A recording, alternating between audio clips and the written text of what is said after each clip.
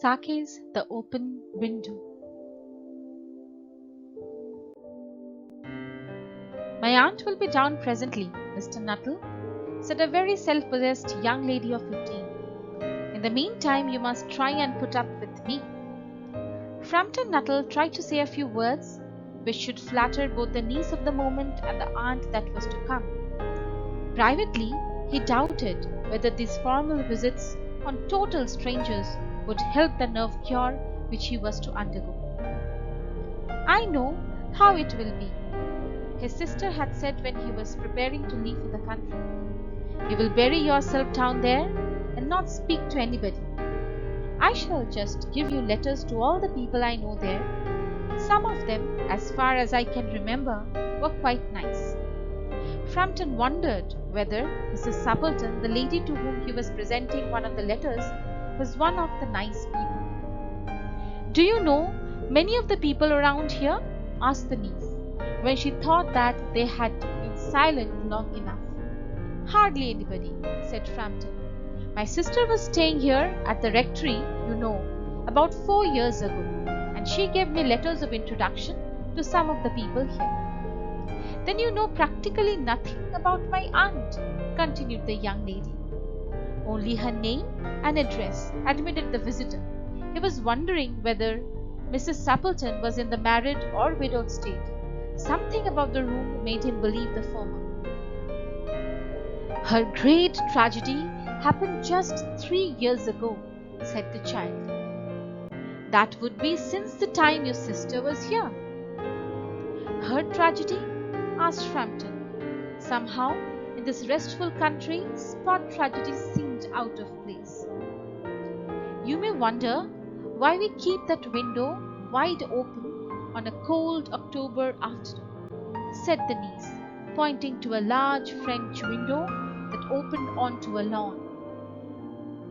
It is quite warm for the time of the year, said Frampton, but has that window got anything to do with her tragedy? Out through that window 3 years ago, her husband and her 2 young brothers went off for their day's shooting. They never came back. In crossing the moor, they were engulfed in a treacherous part of the marsh. Their bodies were never recovered. That was the dreadful part of it. Here the child's voice lost its self-possessed note. Poor aunt always thinks that they will come back someday.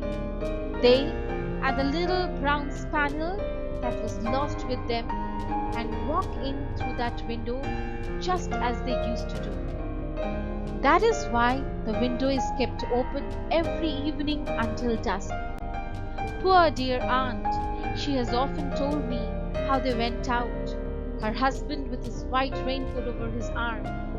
Do you know, sometimes on quiet evenings like this, I almost get a creepy feeling that they will all walk in through that window.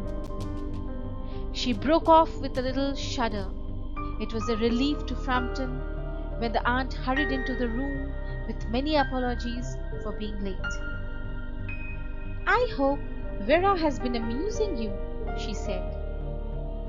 She has been very interesting, said Frampton. I hope you don't mind the open window, said Mrs. Suppleton.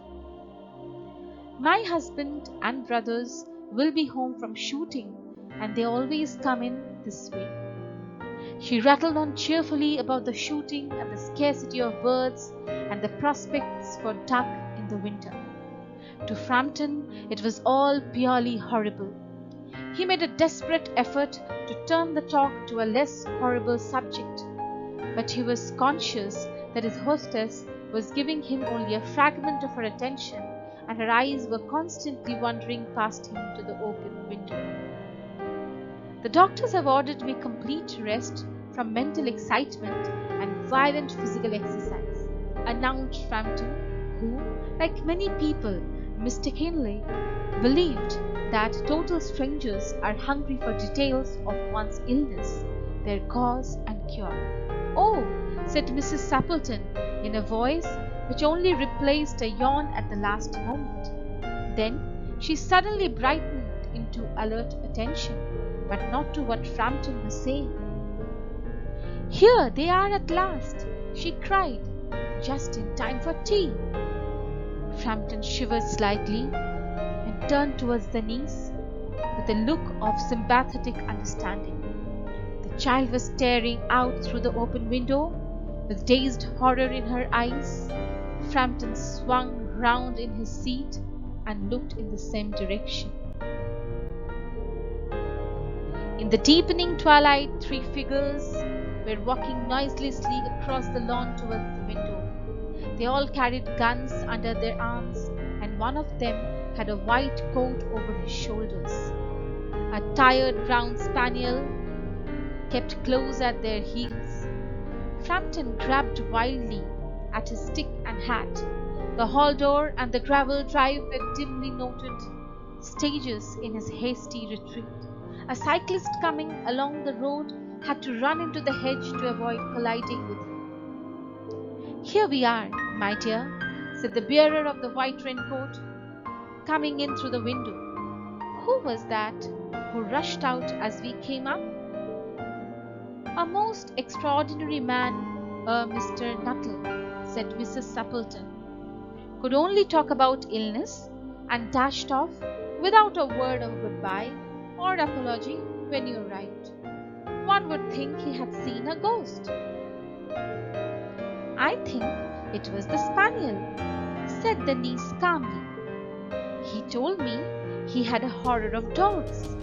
He was once hunted into a cemetery somewhere on the banks of the Ganges by a pack of wild dogs, and had to spend the night in a newly dug grave with the creatures snarling and grinning and foaming just above him, enough to make anyone lose his nerve. Romance at short notice was her specialty. Thank you.